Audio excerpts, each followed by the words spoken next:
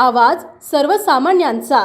कातर खटावचे सुपुत्र सुनील मारुतराव बागल यांची महाराष्ट्र शासन MPSC द्वारे घेण्यात आलेल्या परीक्षेत कर सहाय्यक 2023 मध्ये कर सहाय्यक टॅक्स असिस्टंट्स वस्तू व सेवा कर GST विभाग या पदी निवड झाल्याबद्दल कातर खटाव विभाग तसेच परिसरातून अभिनंदनाचा वर्षाव होत आहे।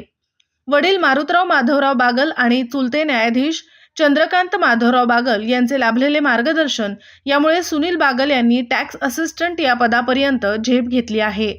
या कुटुंबात पहिल्यापासून आई वडील अशिक्षित पण मुलांना शिक्षण उच्च दर्जाचे दिल्याने मुलं आज चांगल्या पदावर रुजू झाले आहेत।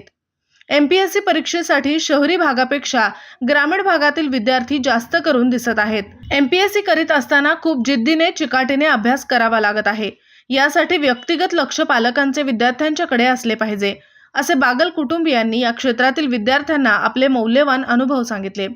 त्यामुळे सुनील बागल आणि कुटुंबाचा राष्ट्रपती शौर्य पदक, सेना मेडल, माजी सैनिक वसंतराव बागल, प्रल्हाद माने तसेच मान्यवरांच्या हस्ते यांच्या निवासस्थानी जाऊन सत्कार करण्यात आला। तर आता साहेब तुम्ही काय सांगाल, आता तुमचे चिरंजीव MPSC मधून त्यांची निवड झाली, कुठल्या पदासाठी? Tax assistant. Tax assistant. दोन शब्द काय सांगाल? म्हणजे त्याचे शिक्षण म्हणजे BA IT मधून केलेलं आहे। त्यानंतर एक गेली 5-7 वर्षापासून तो MPSCला बसतो। बरं। तेव्हा गेल्या वर्षी त्याला महसूल सहाय्यक म्हणून तिथं सिलेक्शन झालं होतं। बरं, महसूल सहाय्यक म्हणून या टर्मला 2023च्या बॅचला महसूल सहाय्यक पण म्हणून परत सिलेक्शन झालं आणि टॅक्स असिस्टंट म्हणून सिलेक्शन झालं।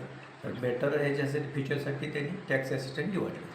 अच्छा, म्हणजे तुम्हाला असं काय म्हणजे काय वाटतं आता त्यांच्याविषयी? अजूनपर्यंत इथं थांबणार नाही, पुढच्या परीक्षा आहेतच MPSCच्या आहेत। आता नोव्हेंबरमध्ये प्री आहे। अच्छा, असं त्यानंतर त्यालाही बसणार आणि हे गावातलं वातावरण पाहिजे। गावात जे MPSCला मुलं कमी बसते किंवा कमी सिलेक्शन होते, त्याचं कुठेतरी शैक्षणिक उपक्रम MPSC क्लास वगैरे ह्याच्या दृष्टीनं गावाने प्रयत्न केला पाहिजे। अच्छा, असं आपल्या गावात काही तसं प्लॅटफॉर्म नाही आहे, त्यामुळं हा कुठेतरी कोणीतरी चालू केलं पाहिजे, शिक्षकांनी वगैरे असं।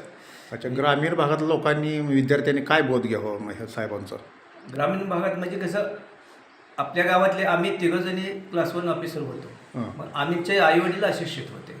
अच्छा, तसं आमचं उदाहरण घेऊन प्रत्येकानं विद्यार्थ्यांना पालकानं त्यांना अभ्यासाला बसवलं पाहिजे। सकाळ संध्याकाळ व्यक्तिगत लक्ष विद्यार्थ्यावर पालकांचं पाहिजे। अच्छा, मग आता शिक्षणाचं म्हणजे अभ्यास आता हार्ड वर्क होतं? हार्ड वर्क नाही, पहिल्या प्रत्येक स्कॉलरशिपचे कॉम्पिटिशन होतं। आता सध्या काय झालेलं आहे, आरक्षणामुळं तुम्हाला पोस्ट कमी येते, शासनानं पोस्ट कंट्रोल केले सगळ्या, त्यामुळं कमी पोस्ट अवेलेबल होते।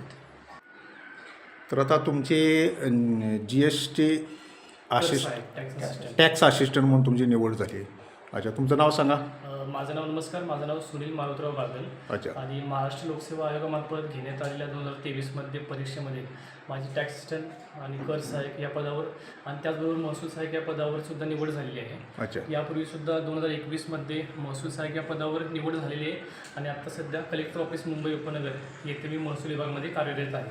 अच्छा, म्हणजे आता काय वाटतं तुम्हाला, म्हणजे ह्या पोस्टबद्दल काय सांगाल? एक विद्यार्थ्यांनी तुमच्या मित्रमंडळींनी काय बोध घ्यावं? ग्रामीण भागात एक आता ग्रॅज्युएशन मुलं भरपूर आता एक स्ट्रगल करतात, त्यांनी काय बोध घ्यावं? आता मागच्या एक 1.5 वर्ष जेव्हापासून मी काम करतोय तेव्हापासून एक गोष्ट लक्षात येते की आपल्या गव्हर्नमेंटमध्ये ग्रामीण भागातून आलेल्या विद्यार्थ्यांचा खूप मोठा हातभार आहे। खूप ठिकाणी तुम्हाला शहरी भागातल्या विद्यार्थ्यांपेक्षा ग्रामीण भागातून आलेले विद्यार्थी दिसतील। फक्त MPSC करत असताना तुम्हाला खूप स्ट्रगल करावं लागते, चिकाटीने अभ्यास करावा लागतो। 1-2दा जरी अपयश जर न खचता तुम्ही फक्त अभ्यास करत गेला तर नेमकं तुमच्या केलेल्या कष्टाला नेमकं श्रेय मिळतं, एवढंच।